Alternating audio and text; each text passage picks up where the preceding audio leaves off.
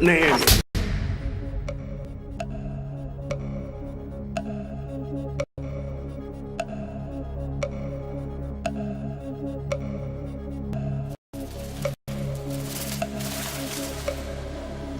Good evening, namaskar, sasyakal, adab. Welcome to Who Wants to Be a Millionaire? The Millionaire is a drama film directed by Danny Boyle in 2008 and freely based on the novel Q&A written by Vikas Swarup, an Indian writer and diplomat that has become famous all over the world. Swarup was born in 1963 in Allahabad in a family of lawyers, and he attended the Allahabad University. After graduating in 1986, he joined the Indian Foreign Service, motivated by his interest in international relations. He was employed in many embassies, and during his stay in the UK, after being inspired by a news report, he decided to write Q&A, published it in 2005 and translated into 42 languages. In comparing the two works, I was ready to start with the movie, because only after I saw it, I decided to read the book. The protagonist is Jamal Malik, a young boy from the slum of Mumbai, who is taking part in the Indian version of the television quiz Who Wants to Be a Millionaire. Since the first minutes of the story, we realize that Jamal is just one answer away from winning 20 million rupees. Before Jamal could answer, the show suddenly breaks, and it postponed to the following day, because after being called by the conductor of the show that doesn't like him, the police arrested Jamal. The show organizers and the police accuse him of cheating, but Jamal doesn't give in to the intimidations.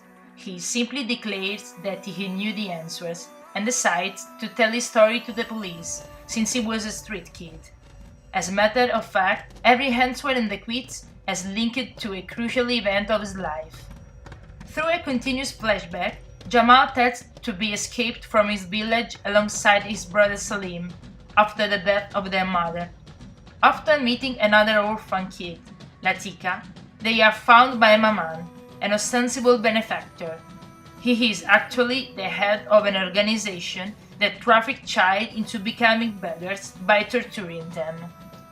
Fortunately, during a shuffle, the three guys disfigured with acid one of the jailers, and they try to flee into the departing train, but Latika falls behind and doesn't make it. After a few years, the two teenagers, Jamal and Salim, return to Mumbai to find Latika, but they find out that the girl is still in the hands of her pimp. Maman will make them pay for what they have done in the past, but Salim manages to kill him with a gun. Proud of this gesture, Salim gets a job from Javed, a mafia boss that decides to detain Latika with him and push Jamal to get away. Shoot you right between the eyes. Through other flashbacks, we get to the present moment. Jamal is working in a call center and finds the way to get in touch with his brother, and finds out that Javed has taken Latika as his lover, forcing the girl to live trapped in home. She escapes from reality only watching Who Wants to Be a Millionaire. The two guys meet each other and Jamal makes her one promise. I'll wait at the VT station 5 o'clock every day until you come. Latika goes to the date, but in the meantime Salim, that knows her intention, reaches and takes her by force. Jamal doesn't give up and convinces himself that the only way to get her back is to participate to the quiz and to win the Millionaire prize. The police leave Jamal free and allow him back to the show for the final question. Jamal doesn't know the correct answer, but using one of the aids of the show, the phone a friend, he tries to call his brother. The phone rings for a long time, and finally someone answers. It's Latika, that thanks to an heroic act by Salim, finally is free and safe. I have to tell you, the right answer! Jamal, heartened by this news, gives the correct answer and finally free and winner, he reaches Latika at Victoria Station, where they swear eternal love to each other. In 2008, when the movie came out, the author of the book, Vikas Swarup, expressed some reservations about many changes made by the director. The first pages of the novel reveal us that Ram Mohammad Thomas, in the movie Jamal, has already won the prize, but he is accused of cheating before the TV transmission was put on air. After being tortured in the cell, Thomas meets a mysterious woman named Smita that introduces herself as his lawyer and promises to help him as long as he told his story. In the book, the destiny of the protagonist will entwine with that of other characters, such as Shankar, his share of many unforgettable moments during the stay in the dwelling of the famous actress Nilima Kumari. Furthermore, in the book, the Latika of the movie makes room to Nita, a prostitute of which Thomas madly falls in love, until deciding to participate to the quiz show in order to pay the ransom to his pimp and set her free forever. In my opinion, among all the themes addressed in the movie and in the book, the main one is the current India's social-economic situation. It is unreasonable how one of the most emerging nations in the world has still wide areas of poverty and high level of inequality among social classes, with minimum investments in public health care that lead to a totally unacceptable levels of child mortality and malnutrition. The movie also addresses other problems related to social degradation, such as wars of religion and organized crime. The whole thing is told through the eyes of a child.